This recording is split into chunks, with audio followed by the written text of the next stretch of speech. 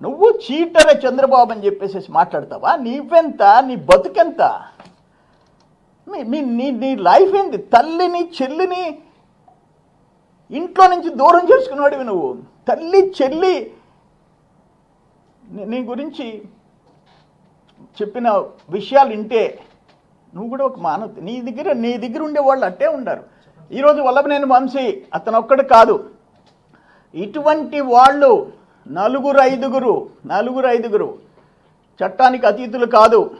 ఊచలు లెక్క పెట్టాలా.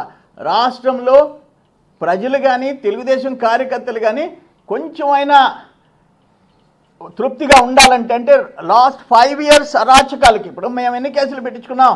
ఎంతమందిని నువ్వు జైలుకి పంపించావు? మా బాస్ దగ్గర నుంచి ఎంతమందిని పంపించావు? మేము అర్ధరాత్రి దాకా కోర్టులు బెయిల్ ఇస్తే బయట వచ్చావు. రేపు కూడా ఒక వాయిదాకి నేను తిరగాల చేయని తప్పులకి. అటువంటి ఎన్నో చేసావు. అందుకే